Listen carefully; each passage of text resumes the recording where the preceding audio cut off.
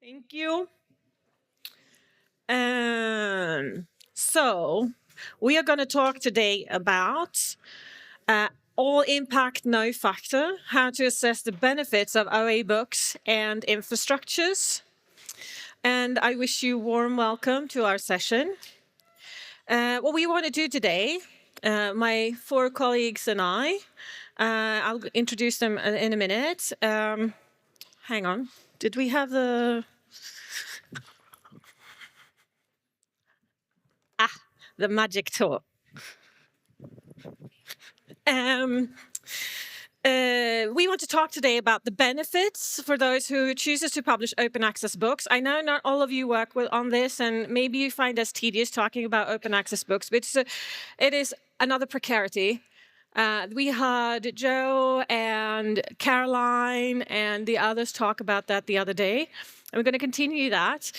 We're talking about the how we assess open access books. Should we really be doing the same mistakes that we have been doing for journals, getting stuck in incentives that may or may not be fruitful? But also being a publisher is all about showcasing what other people have done and make sure it counts to them in their environment, especially when we are talking about researchers. My name is Sofie Wennström. I come from Stockholm University, and I'm going to be your chair for today. And I've been working in publishing for more than 20 years, and I know how important this is because it is, as so many have said before us, it's a labor of love. Somebody puts maybe a year, maybe more, into producing something, explaining something that they have found or that they believe in, that they believe is true. So how can we make sure that this all matters? For example, when we started Stockholm University Press back in 2014, we got a lot of questions about, so how are you going to scale this operation? We want you to publish a lot of books. So I'm like, okay, a lot of books, what's that? Depending on who you talk to. We want you to make an impact. Our books that we publish with you need to make an impact. This has influences my reputation. I will never be able to publish with a small university publisher because that will destroy my name. We all got comments like that starting up from the beginning. So we got to thinking a lot about, so how do we make the books we put out matter? And books are also something that are produced in all sciences, but predominantly in the humanities and social sciences. It's a very important tool for getting your long argument out.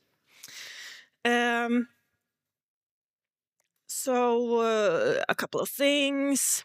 So the demand from the stakeholders could lead to the creation of quickly easy truths. This is a list of the best publishers. This is a list of the best books. They have been most downloaded, most cited, and that's an easy truth.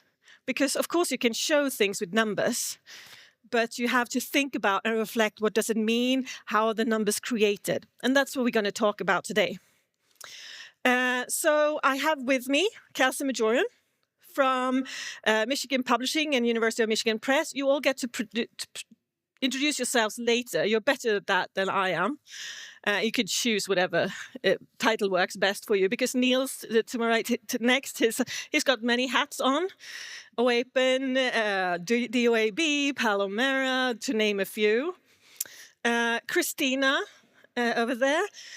She is heading the Open Access eBook Usage Data Trust, which is a super interesting project, but also super difficult. Yes. And then to the very left on your view is Vincent. I can never pronounce your name. You're Swedish. You should be fine. I know. I just get so conscious about it. Gerven Oei. He also has many hats on. He is involved in Punctum Books, which is a super interesting open access book publisher. But today we also asked him to talk about Thoth, which is a metadata infrastructure. So also, I would like to say that when creating a panel, you want something inspiring for them to gather around, like a campfire. And we chose a campfire that may or may not be easy to address. But we took an article. Oh, I should say also kudos to Lucy Barnes. She's over there from Open Book Publishers. She helped me, or we did together, create this panel. So she's also promised to keep track of me if I ramble too much or do something silly. So no, but we started with an article called Excellence Are Us, University Research and the Fetishization of Excellence. This is from 2017. And there was Samuel Moore, Cameron Nayland, Martin Paul Eve, Daniel O'Donnell and Damien Pattinson. They made an argument that we need to rethink the way we talk about excellence, because excellence is everywhere in all our descriptions of our organizations, institutions. Everybody wants to be excellent. But what does that really mean? Excellent in comparison with what and why? Because also, if you could see, I mean, this is, my way of interpreting the Matthew effect.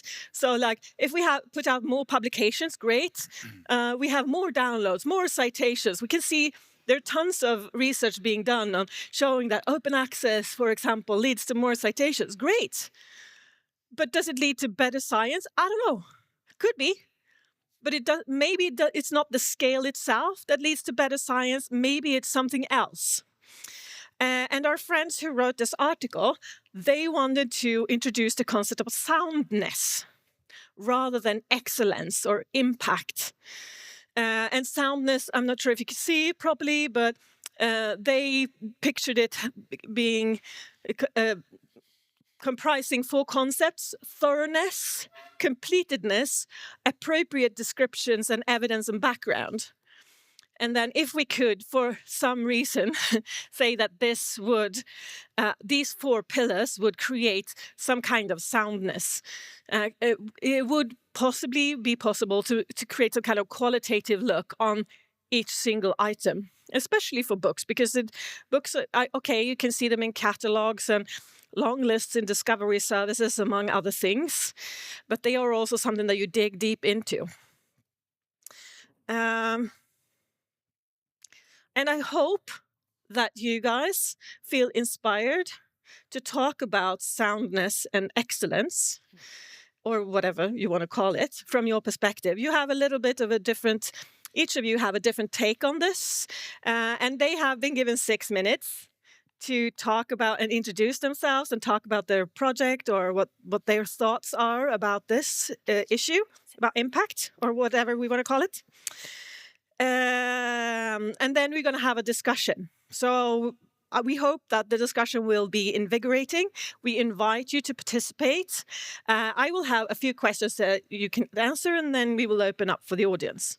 Is that right, Lucy? Yes, good, thank you. See, she keeps track of me. I hope you're ready, Kelsey, because I would like to ask you to begin, if that's okay. Sure. Go ahead and stand up as well. All right. I don't have any slides today because these clickers really stress me out, so I'm going to skip out on that. Hello. My name is Kelsey Mrjoian. I'm the Library Relations Manager at University of Michigan Press, Michigan Publishing. So I'll give you a little bit of context of what kind of work I do to better explain the project that I'm going to talk about today. So I work with various eBook collections, both inside and outside of University of Michigan. So I will quickly name drop them that you may be familiar with some. The University of Michigan eBook collection, ACLS Humanities eBook collection, Big Ten Open Books as part of the BTAA, Lever Press, all of these different publishers and collections that are all hosted on the Fulcrum platform. For those of you that aren't familiar, Fulcrum is an open source digital platform that was developed by the University of Michigan. So we're looking both at the content, the open access books, as well as the infrastructure. So the need to demonstrate impact, excellence, soundness, whatever word we want to be using, which is kind of the difficult part, is defining what that word means, is truly part of my daily work, since I am working with libraries and institutions that need to fund these collections. So we do have to prove a ROI to them, but then also to the provost, to our own institution that supports a lot of the collections and our initiatives to make books open access through the fund to mission model that many of you might have heard of from the University of Michigan Press ebook collection.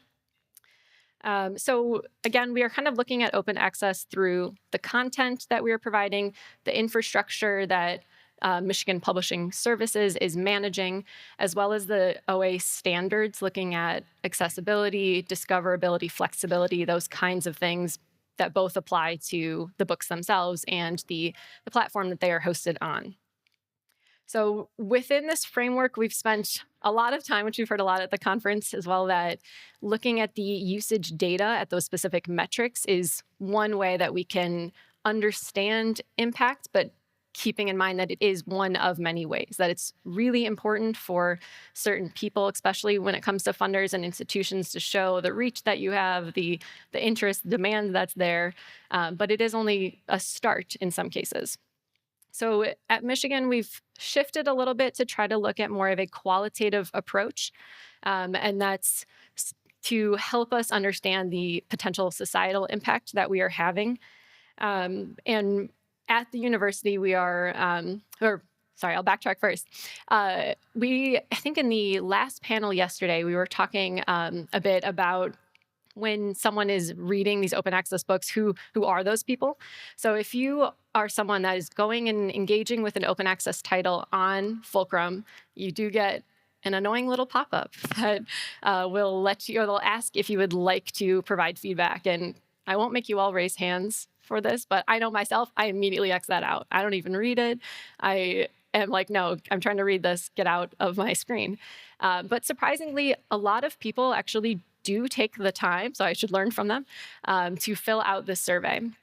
And the survey includes information like where they'll ask questions, overall sentiment about your experience reading the book, but also where or how are you using it? How did you find it? Do you plan to read the whole thing or just part of it? And there is a section that's asking, it's a blank section of, is there anything else that you would like to tell us? And a lot of people fill out a lot of information there. So at this point, we have over 10,000 reader surveys, is what is called the Fulcrum Reader Survey. And at Michigan, we are a very well-resourced institution. We luckily were able to work with a few doctoral candidates from the Rackham Graduate School, and they have conducted various studies of OA impact for us, with us, which again, that's a very wide-ranging term. What does that mean exactly? So one particular study that we did was in connection with this reader survey. And so Mrjoian is the one that conducted this research. She reached out to, I should also add, in these surveys, there's a little option at the end saying that you are welcome to hear from us, to be contacted further for more questions. So Ani had reached out to many people in this survey. I think she conducted a couple dozen surveys or interviews with these people to better understand who they are. We see them as a dot on a map, and we know that they exist and where they're located, but we maybe don't know how are they engaging with the content and what does that mean for their individual daily lives and their daily work. So we have a few different things that we found across the board, and that was showing us that readers varied from independent scholars. We heard a lot about the workarounds that are required to get access. Luckily, these folks were not having to find undergrads and getting their information to access the content. We saw that local policymakers were using it within their own individual local communities, although I know, and from the one survey we didn't, or at this conference, we know that there's no policymakers necessarily here, but they were playing a big role as well. We, of course, knew that there was more global reach with open access because of the fact that it is open, but we better understood why and how they were using the content and could have a little more open dialogue around that. We saw that a lot of OA titles were selected specifically because of the fact that they were OA, so that they would help with student affordability in a legal way. And finally, we saw that open access supported print disabled users who did not have to go through the work of dealing with DRM. This is all to say that our, I see my time is already up. Yep. I'll wrap it up quick. 6 minutes is really tough. That all of this work is giving us another way to look at impact and to try to understand those individual reader stories and to know who we are trying to serve by making content open access. I'll quickly add that authors were also part of this survey, and part of our goals going forward is to make this information a little bit more publicly available to them in coordination with their usage statistics, so they can look at both sides of this picture and kind of have a better idea overall of what kind of benefit they are helping provide to open access readers. Thank you. Thank you so much. I have tons of questions, but we'll get back to that later. Niels, would you please? You will also have a little timer.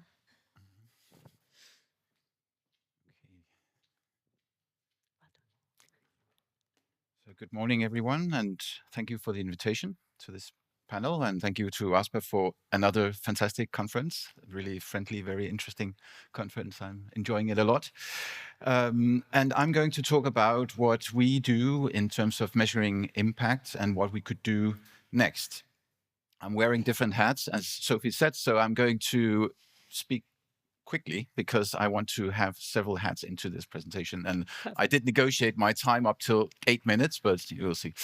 Anyway, so I represent the OAPEN Foundation, and we are an open infrastructure, not-for-profit. We operate the OAPEN Library and the Directory of Open Access Books and the OA Books Toolkit, which is an open information resource. And I'm going to focus on the OAPEN library today, which was built by a handful of university presses 15 years ago, when not much focus was on books. But over the years, we have grown, and we now have over 35,000 titles from more than 400 publishers. And it's really it's a hosting solution, it's a distribution solution. We also do preservation, and so it's working really well as an open infrastructure, connecting authors, publishers with libraries and readers anywhere in the world. And we see a lot of usage. And actually, we've seen, if you look at the trend over time, of course, when we arrived around the pandemic, there was an increase, but steadily more and more usage. So usage is really what we can measure, and we do that, and we provide this data back to the publishers, back to the funders that we work with, and also to the libraries that support us. And actually, this dashboard is coming from a project that we are running together with the Curtin Open Knowledge Initiative, COKI, which is not only actually comprising OAPEN usage data, but also potentially other platforms like JSTOR, Google Books, and so on. So that's another initiative to try to aggregate as much usage we can as possible, because we do know that open access means more usage, but also because the growth of books in the OAPEN library has been, as you can see, quite steep. And the way we engage with libraries has been very focused on ensuring that our open API works well, that we can provide the open metadata that libraries need, and that our books can be accessed through the preferred knowledge base of the library, like Ex Libris, EBSCO, and so on. So all this is good. This is what we can provide today, and we do it, and we like numbers. As Tasha said yesterday, we are humans, so we like numbers. We study the numbers a lot, and we try to make sense of them. But of course, we also, as humans, we like to make an impact on real life. And this is also what funders really want to do. So we currently, I'm co-coordinating this PALOMERA project, which has been going on for a bit over a year and a half. It ends this year. And we have researched open access policy specifically on books in 39 countries across the European research area. And I'd really welcome you to look at the knowledge base, because we have collected the over 120 different policies from institutions, from research funders in this knowledge base, alongside several hundred policy-related documents. So there's a lot of knowledge there. We have done research on top of that knowledge, which will be public soon. And we also in the process of drafting recommendations for all stakeholders relevant to OA book publishing, which we will release end of October. So what is really interesting looking at funder policies in terms of impact is that most funders, they want open access to make research available to do an impact. So I think a very prominent example is the European Commission. The framework programs Horizon 2020 and the current Horizon Europe, really clear about that they want to spark innovation. They want open science as the default to make sure that research can help solve some of the big societal challenges, but also to really bridge the gap between science and society. So to ensure that there's trust in scholarship in society and that we can help solve some real life problems. So thinking about this, and we are in the book space, and this is the open science taxonomy that was made by Foster Project some years ago. And we're just a very small, tiny brick in the big puzzle. So what can we do for books? And this is where I'm going to share the next potential step. So this is just floating an idea, completely thought experiment. I will put a lot of caveats before I present the next slide, because before we would do what I'm going to propose, we would consult with publishers, with authors through the publishers about this idea. But the idea is, how can we make use of generative AI to explore the book collections we have, the OAPEN library, for instance, to help policy advisors better understand a big collection of books, to help citizens understand books. Maybe school children ask questions to monographs that can be quite complex sometimes to read. So here's the experiment.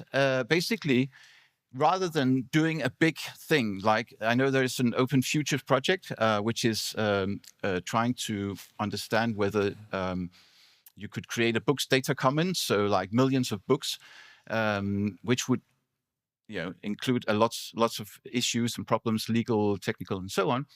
We could start very small.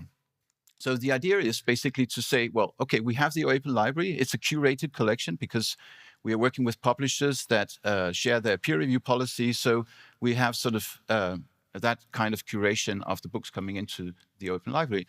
Then a smaller part, like a third, is CC BY license, so the most liberal license. If we take that and we then build our own chatbot based on generative AI, so we train the chatbot, the language model, only on those books, so we know what's going in there. And then we ask anyone basically to prompt and, importantly, to bring the citations for each answer. So that would be like the idea. How could we get that started, right? So to get started, we have the books, we have the relationships with the publishers. Who would like to be part of that?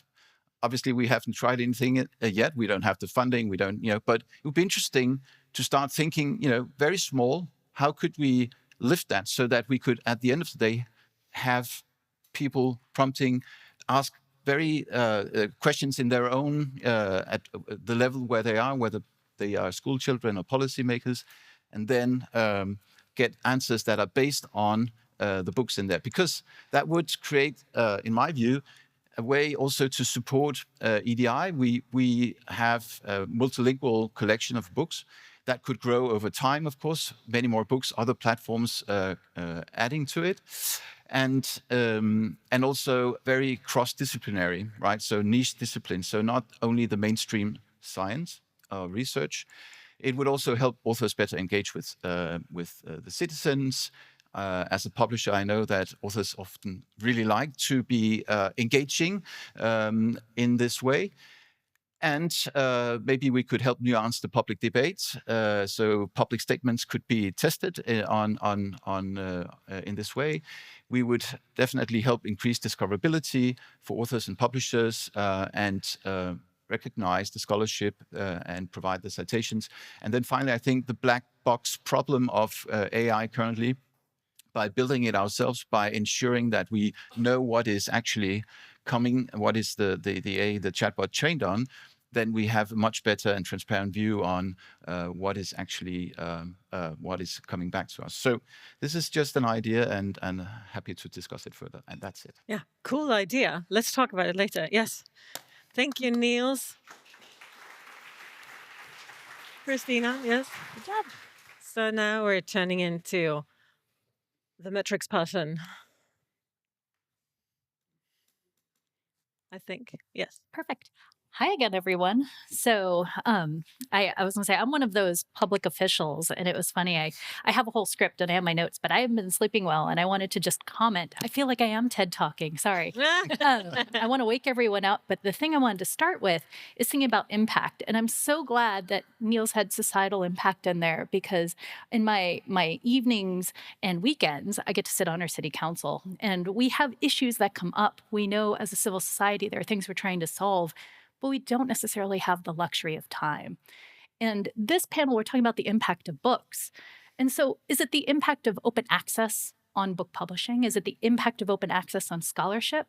Are we having a conversation here also about the impact we're having on society? How many people think that what we're trying to do is impact the rate of innovation?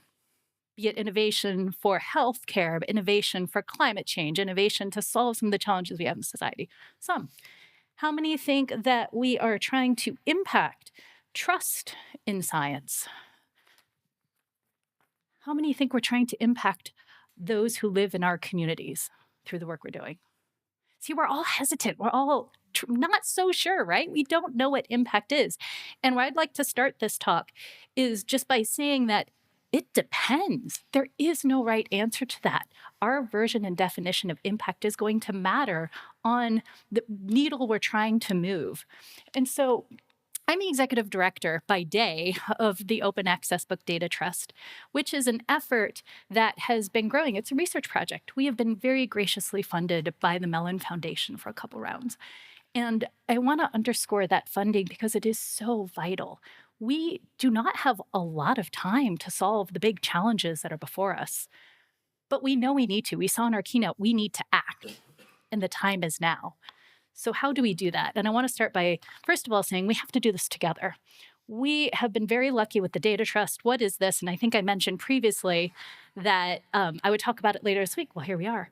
We're actually trying to make it more efficient and cost effective to manage the data governance and stewardship that is involved in exchanging granular data in a trusted way across our scholarly communications ecosystem. That's a mouthful. We'll talk about the technology in a second. But the thing that I want to start with is that it has taken us 3.5 years to figure out what our shared vision is, mission, get our board together, get governance working so that we know it's representative, to understand what our guiding principles are, to understand that whatever it is we're building together should be inclusive, should be ethical, should be transparent. Indeed, it should be fair itself so that whatever the data is that we're exchanging between us is findable, accessible, interoperable, reusable, and at the end of the day, trusted. How many people here know about the CARE principles? Because I always like bringing these up. For those who don't know, the CARE principles also talk about when we're exchanging data with each other, especially, and they came out of Indigenous communities, is there a collective benefit to sharing that data? And more importantly, is there the authority? Is somebody able to say, yes, use it for this way, and are using that data in a responsible and ethical way? So what does all that mean for impact? We're going to get there in a moment, but I think before we define that, it's important to note that we have tried a lot, really hard, recognizing the conversation we just had in our last panel, to be inclusive and to be global.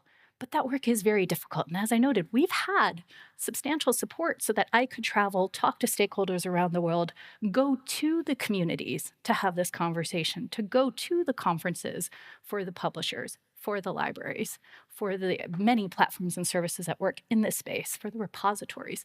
But that takes time, that takes support. For this particular round of funding, what we've been doing is developing governance, as I said. And what does that governance mean? How do we coordinate such a global effort to make sure that we are in the same place? And I should note too, given our last conversation, that we don't know yet if what we're building is a global infrastructure or something that will be a framework for federated national infrastructures, much like the NRENs. What we do know is there is a model coming out of Europe, as you heard me mention at the beginning of this week, that actually is a framework for secure data exchange when you know that the data you're exchanging may be sensitive, so that you can support that exchange in a way that's as open as possible but as controlled as necessary. And our support for Mellon was so key because it takes a while to develop shared principles and goals. When we went to people and said, what is it that matters when you are exchanging simply OA book usage data? We know we have Counter, we have a standard. We also know that for many organizations in the book publishing space, they can't get onto Counter. And there are many reasons for that, but time and money comes up to the top. So it took 13 months to come up with shared principles. This is an iterative process. We had a workshop, which a couple of panelists joined us at, for a day and a half, where we were cloistered in a room to try to figure it out. Not enough time. We then had a 13-month process that was iterative to go back into each of these details. What does it mean to trust data? And again, we're talking usage data for OA books, one specific indicator of impact.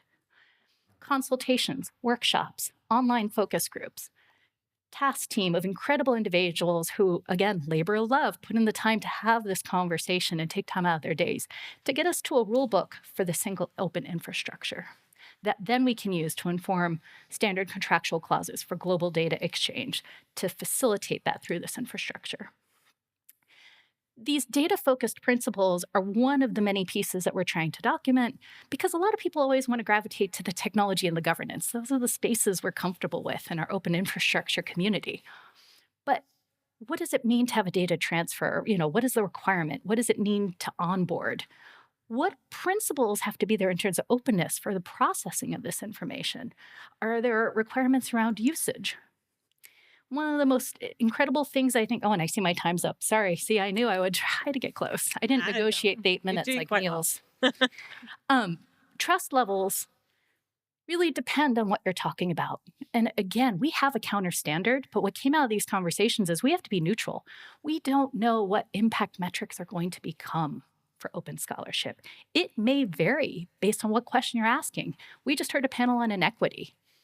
What are the impact metrics that are going to move that needle? Is it downloads and views? Perhaps not. But for whatever that metric is, something that came up for us is that there are key indicators where any organization that's creating usage data can fall on a scale. Let's talk about accuracy and adherence to a standard, since I just mentioned Counter. Some we know are certified as Counter compliant. They have gone through an audit. We know that those apples are apples. As we heard earlier this week from Tasha, it's an organic apple, and you're talking about an organic apple, and you can compare those.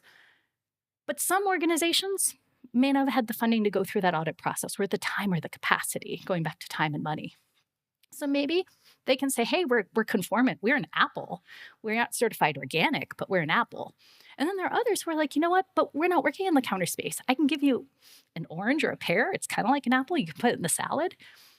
But we have to be transparent about this. So those who are pulling all these data together, aggregators, those with the dashboards and analytics know what's coming together. Similarly, transparency, processing algorithms, how frequent the data is pulled, how much of that is net. Some of that is in a standard, but if we go beyond views, downloads, item investigations, and inquiries, we still need to think about all these pieces. So to wrap up, we're working on building this exchange, adapting a framework that was already tested in Europe, and it comes out of the European Data Strategy. For those who want to look this up, is International Data Spaces. So the technology has already been road tested with heavy, substantial funding from Horizon Europe programs.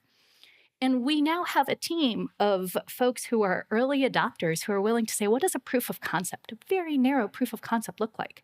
But I'm going to be frank with all of you. Everyone comes to me and says, where's the technology? Show me the thing. I want to play with the thing. I want to use the thing. We don't have the funding for the thing yet. We've been focused on the governance. And so coming back to time and money, this is a matter of staging. This is a matter of community. And I'm really excited to announce that our board just this month has announced the first step in showing that community support. We've put the time in to develop our supporting membership model.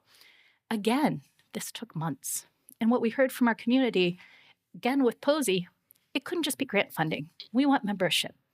And so in accordance with that, we're now opening the door for supporting members to directly contribute to this path.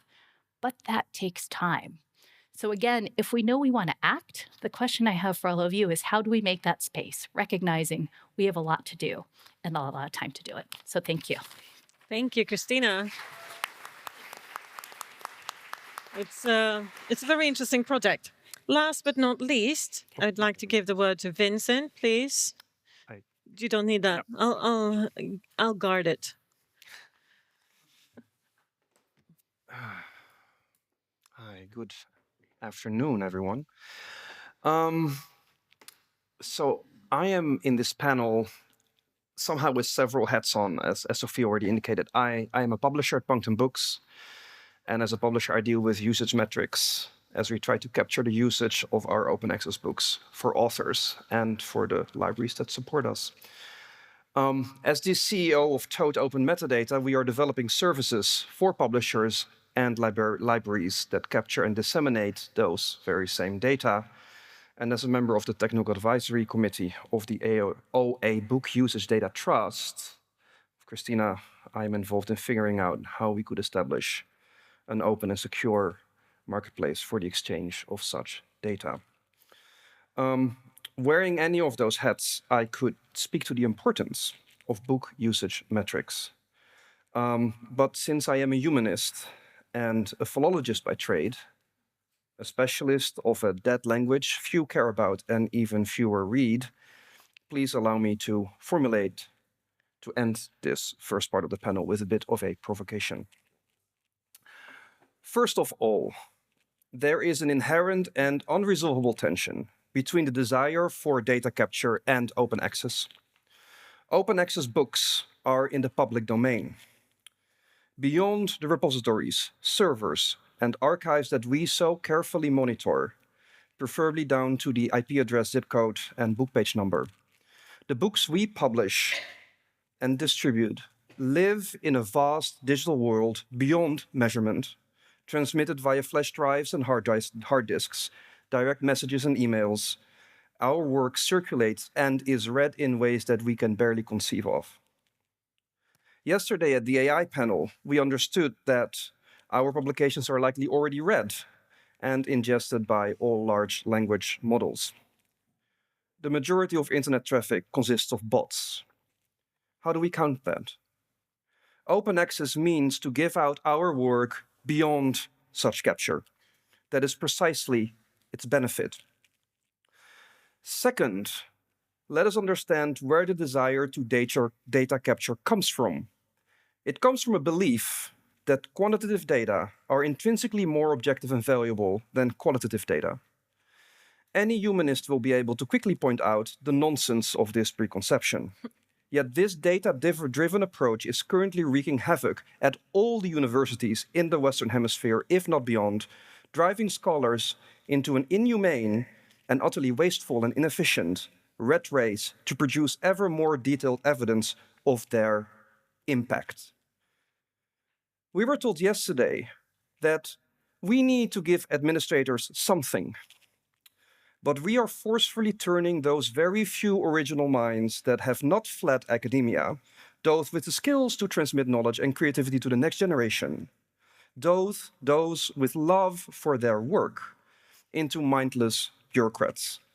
While the bureaucrats, those who feel the ever-expanding managerial overhead of the bloated corporate university, clamor louder and louder for more and more data. It is to this clamor that we eagerly respond, ignoring what our colleagues and collaborators actually need from us as publishers. For what is measure of the impact of a work? Has it ever been in the number of readers, pages accessed, links clicked, blogs posted, tweets twittered? Or has it been in certain works arriving at the right reader? Maybe in STEM this is all a little bit less roundabout, but in the humanities we know our work permeates society eventually in the most far-reaching and fundamental ways as ideology. The teacher of my teacher, Jacques Derrida, quipped in response to Jacques Lacan that the letter never arrives at its destination. And so it is with books. Books may take years, decades, centuries to arrive in the hands of someone on whom it truly has an impact that can be felt in history. And metrics do not and cannot capture this.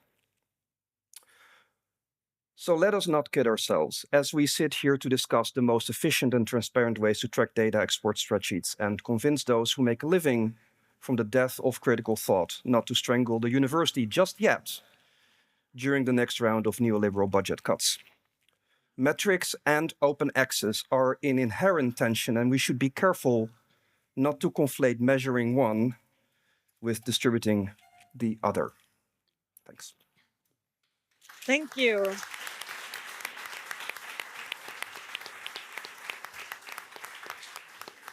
That gave you something to think about, right? That was the idea. Yeah, because what we want to do here is to critically look at what we do, not just accepting this is how we measure it and that, and be gone with it. And that's also why Christina, for example, has worked for several years to make the open access book data trust happen. It might seem tedious to start by creating some kind of governance. We've all been there, haven't we? But that's the reason why, to not just run and say, oh, this is the most downloaded book in the world and it must be good. Because we are also, in the concept of excellence is also the well-known concept of quality. This is a high-quality book, a high-quality journal. We do high-quality review of our books and stuff like that. And that is not something tangible, I think, but we still use it in our everyday language. So I would like to ask you, hang on, I even have a slide for this. Yes. So the first question to the panel, how can we encourage more equitable, because we all think that is important, incentive structures within our momentum for OA books? Because I do believe we have a momentum. OA books matter. There's, how many did you have? 35,000 plus, and more is coming. And there are other repositories, I think, out there, even though yours is the biggest. DOAB is 85. See? Yeah. So there is quite a lot of OA books. It's not something on the fringes anymore, something that's cute that they're doing in Stockholm or wherever. So within this momentum, how can we encourage more equitable and incentive structures? Do you think, from your perspectives? Niels, what do you think? Well, I think what we're trying to do is to bring some, transparency into what is, qualitative books, right? So it's not about excellence. This is about, sound research, and it's about also publishers putting a lot of effort into working with, very niche disciplines and spend a lot of time really, make good research into books.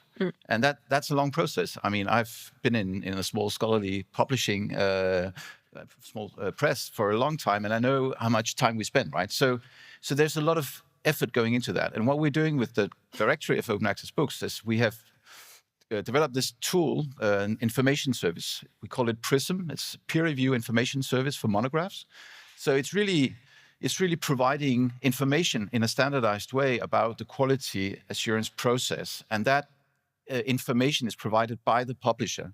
So it's not providing the peer review reports, but it's providing information about the procedure, which is then added to the metadata of the book. So it's visible to anyone. So it's really it's like a first small step to add more transparency about how we manage, how we ensure good quality, soundness of research. So that's just like, a very sort of practical way of starting that. Agreeing what peer review is. Well, there are many different ways of doing it. So we also want to make it, possible to showcase that you can do it in different ways. It's not just one size fits all here. So the important part is to show that you're actually putting a lot of hidden, work into it, both on the researcher's side, spending time. It takes a lot of time, reading 800 pages of, a very niche topic, right, and give a good feedback. So it's just a first step, and I think there are many more steps to take in that direction. Yep, I think so too. I agree. Vincent, what do you think? Well, if I would answer this with like my publisher hat on, I'm not so sure if I would talk about incentives, but you don't have to. I think what really is important in my work as a publisher is care, and I think Niels hinted already at this. It usually involves quite a little bit of labor, it is, what happens is people send us their work and we make decisions about what to publish or not and in what way we do that. And I think to have not a protocol, but like a very good sense of why you are publishing something and why this author or this editor with this manuscript right now is an important thing to bring out. I think that, rather chaotic and intangible thought process is extremely important. And then especially, how do you proceed after that? How do you work with an author or an editor on a manuscript, and in what way, and how much time, and why this manuscript more than the other? And so we try to have very close relationships with the people that come to us and to understand what they need. And I think that is part of, a discussion about equity, because some need more than others for whichever reason, right? It may be because of their precarity as a scholar. It may be because of, the environment in which they work. Maybe they work 3 different jobs and 3 different adjunct positions. There can be many reasons why somebody would need a little bit more help, but we try to attend to that. And I understand that all of this is not scalable, but sometimes I think that this question of scalability is somewhat overshadowing the actual work that we do with people who produce our knowledge. And I would like to keep that, close to me when I do my work. Exactly. We would be nothing without the authors. I meant to say that in the beginning. We wouldn't be sitting here if there wasn't people who was actually writing stuff and wanted to put it out and come to us and ask us for help. Kelsey, what do you think from talking to a lot of people in your area? Yeah, I think for readers, a big part of it is being able to understand exactly what a reader needs and how they are engaging with the content, and then making sure that we take, going back to that care, taking the time to really listen and understand, and then truly implement any feedback that they are giving us to make sure that we are making the content as accessible in very many ways, so that the readers can actually go and use it, but also interact with it in a way that is very personal and necessary for them. So making sure to take that time and to understand that to be equitable sometimes does mean talking to individual people to really get an understanding of what that means to each person.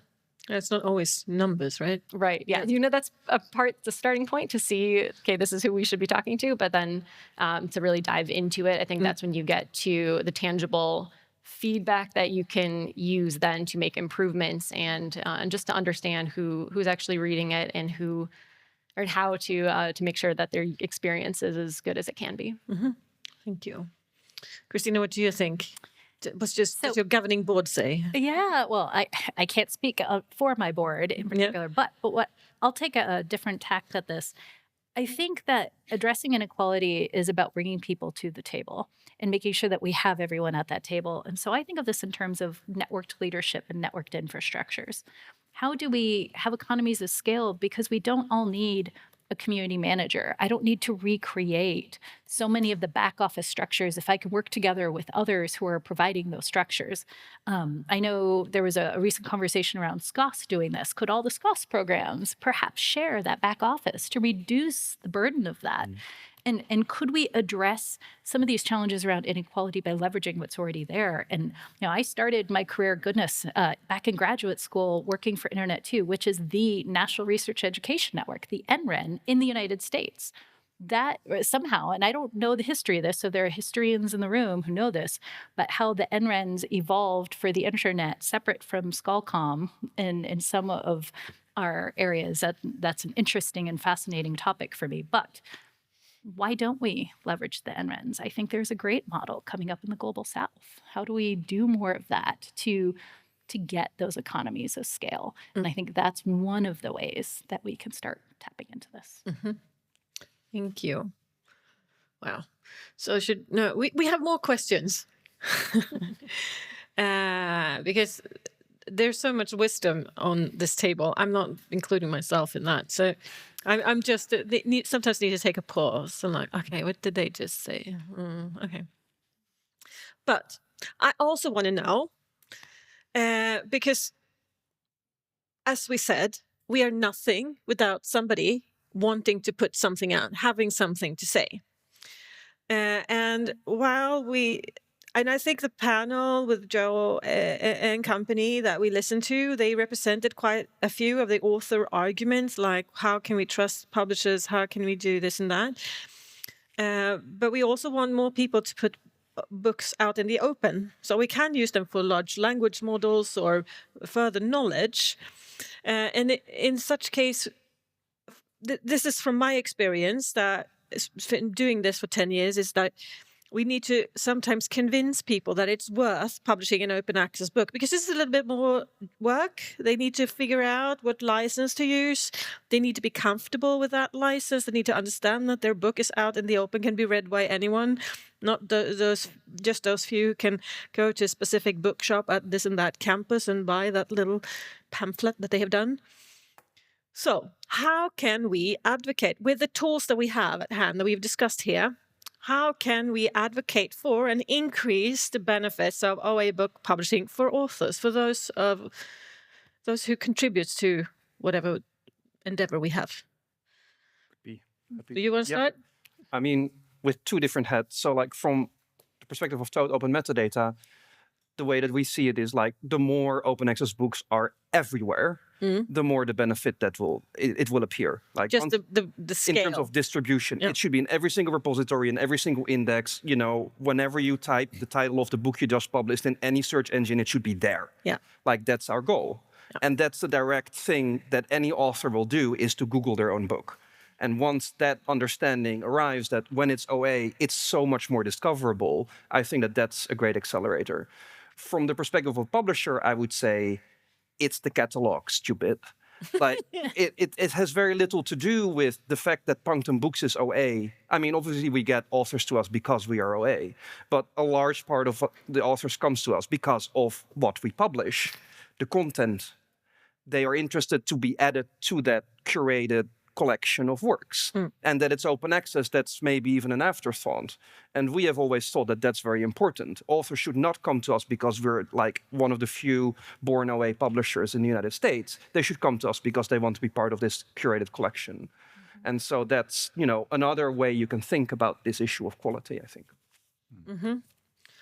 Speaking of infrastructures and dissemination and spreading the word, Niels, what do you think? Yeah, I would like to build on what Vincent just said, because I think that relationship between the publisher and the author is so important, and that's where there's a lot of trust building. That's where a lot of quality is coming out. That's where quality is happening, basically, right? So, and we shouldn't really interfere with, you know, those relationships. There's so many. I mean, book publishing is so different in many ways to journal publishing. You have a big landscape of small presses all over the place. Some are for profit but not making a profit. Some are, you have one academic arm and do children's book or something else as well. So, but we should, you know, let them work closely with academia wherever they are. And I think so. Open infrastructures have the, you know, the ability to actually solve many of the problems. So Thoth is very good for metadata distribution. OAPEN is good for hosting and distribution and preservation and all the things we can do together. PKP has solutions, and there's the Open Book Collective. And, you know, there's so many different things that have actually emerged that can solve many of these problems. But it's about getting them together and then help wherever book publishing is taking place. I think that's, you know, and then, you know, because if we just, I mean, we do a lot of advocacy also to authors. We have the OAPEN OA Books Toolkit I mentioned, which is really author-focused and trying to bust a lot of myths and try to be helpful in explaining licensing and peer review and business models and whatnot. But I don't think it's the, you know, the key interest of any author to really dive in necessarily, for a few, but not for the you know, the majority. So I think, you know, let, you know, publishers, authors do what they're really good at together, and then let's see how we can support that and make it openly available.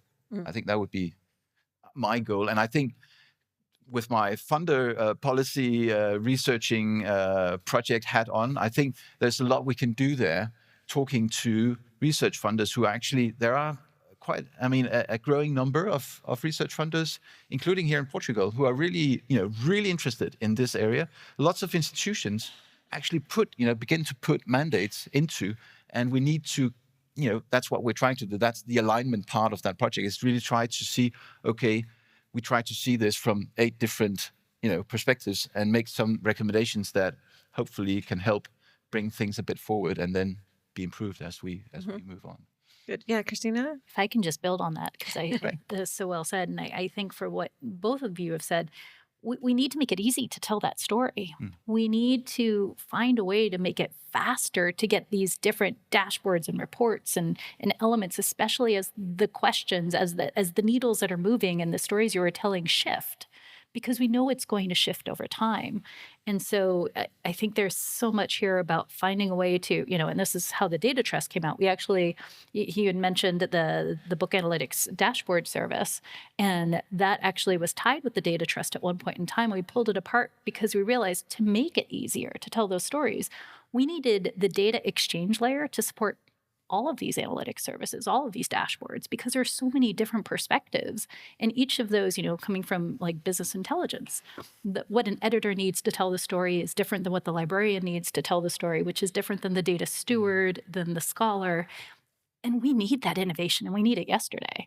So we got to find a way to make it faster and cheaper. So anybody with funding, call Christina to build this, Or any of us, really. Yeah. I mean, we're not building the dashboards, but we need parties who can. And making that easy is something I think collectively we have to work on. Yeah, Kelsey, how do you see your work sort of increasing the benefits? Or I think it kind of goes really building on all the great points that the three of you already made, that there needs to be that dialogue up front between the publisher and the author to make sure that they are feeling that support and that they understand the number of different business models that may be available, and to know that if there is, I know one specific situation, or I'm not in editorial at all, but I was aware of a conversation that was going on where an author was like, I cannot do open access. I don't have that type of funding. And they didn't realize that there was many other options that we were able to provide and help them through. So I think authors need that kind of, need a little bit more guidance sometimes that maybe is not always available to them. And then if they go and do publish open access, then making sure that after they have done so, that support doesn't just stop there, that we make sure to help them tell those stories, give them all the data that is available,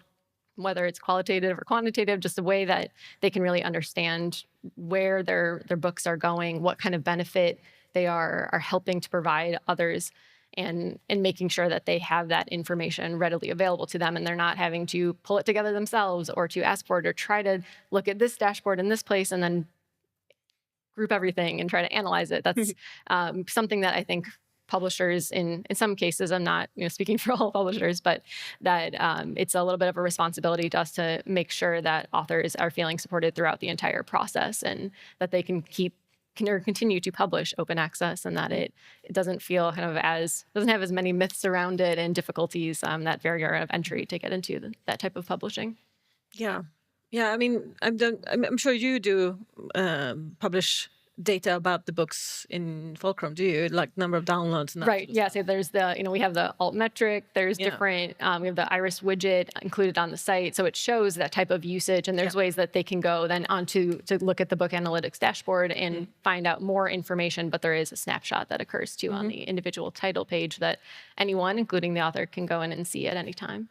But it doesn't matter. They still ask for the sales figures. True. But because I guess that's what we're comparing to. It's like the black box of publishing a print book in the good old days where you got sales figures maybe once a year, but you had no idea who those people were. Of course, people are really curious to know who's reading and citing their work. So, I mean, it doesn't mean that we shouldn't collect this data. It just means that we need to have a conversation about what it means, and maybe in different contexts it means different things. But thank you. I do have one more question.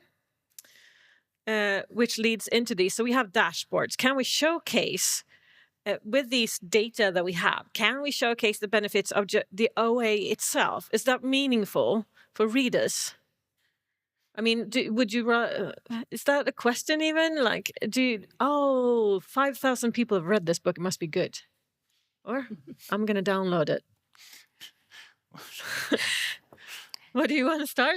Yeah. No, I'm just laughing because I really liked Rebecca's presentation this morning. Saying, well, when I'm asked what I do, and then you start, talking about open access, and people just, completely. But if you make an example, like, with climate change, or you can, COVID was a fantastic example, but you can find many examples of how actually, publishing this in that way made an impact for these people in that way. So I think those are the use cases. Those are the narratives. We are collecting author stories, author success stories. So we're hopefully they are successful. But in the toolkit to share these experiences and so I think it would be interesting also to have some of these reader experiences, or where, like yesterday, we also heard some really, really great stories about how accessing research, really can change lives. And so I think that's where it makes, the impact. It's not, 5 million. It doesn't really, it doesn't make sense. I think Reggie has a fantastic example of a textbook becoming open in South Africa. And then suddenly, you could see students passing the exam to a much higher degree than before. So, these are very powerful examples that make it, for some, for my mother-in-law, very obvious. Why don't we do this, right? Get on with it.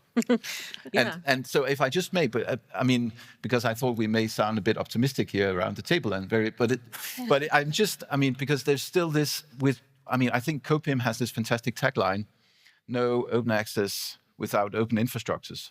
And this is true for books, of course. So we should just be careful that we've built really, really powerful tools that can interoperate, that can provide solutions, and they're coming together. But there's this, we've been talking about precarity. There's this uncertainty of funding. How can we keep moving this forward? I think also with the data trust, this is really important.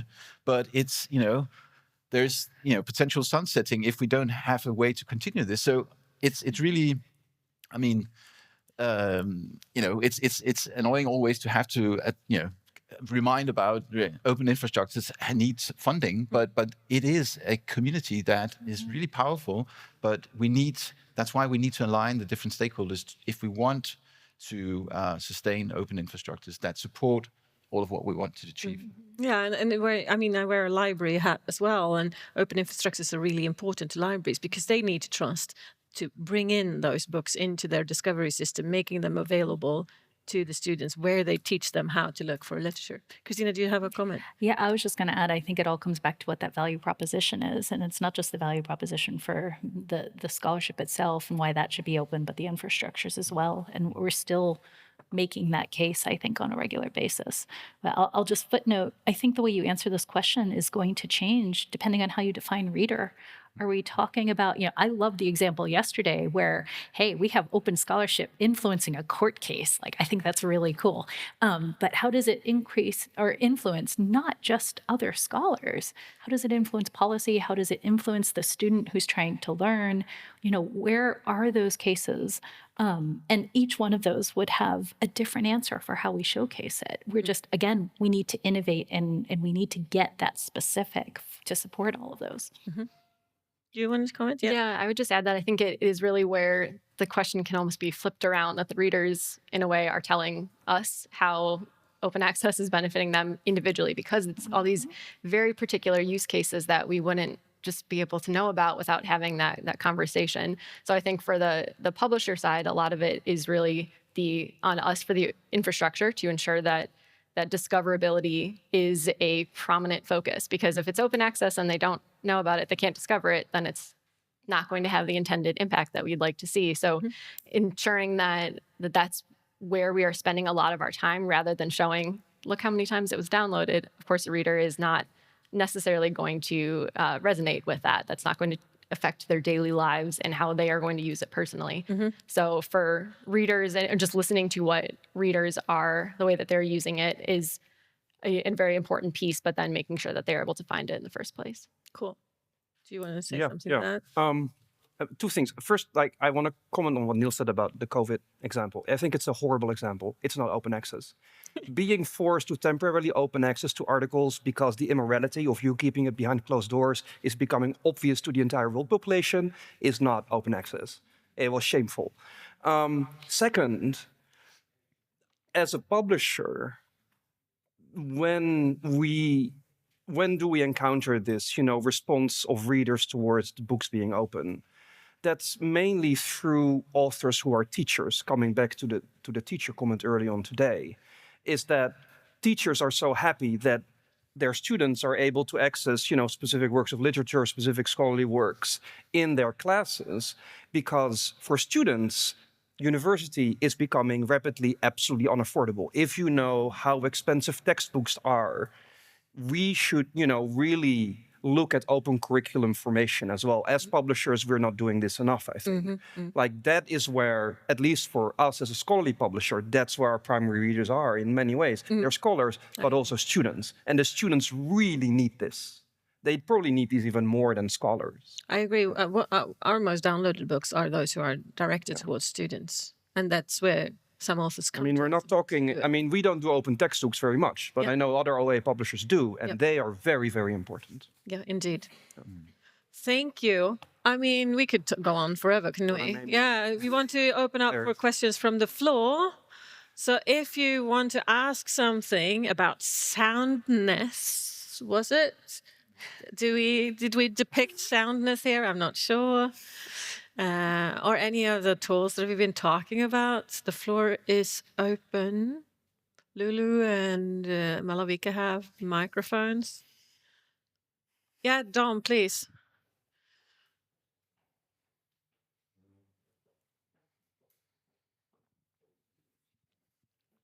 Thank you for a great panel. Absolutely fascinating. One name that we've heard very rarely, I think, for the past 3 days is Google Scholar. What was that? Yeah, exactly. I think, the majority of referrals that come to DOAJ come from Google. We don't get many from Google Scholar because we don't have the right metadata structure on our website. You've got these great initiatives and solutions.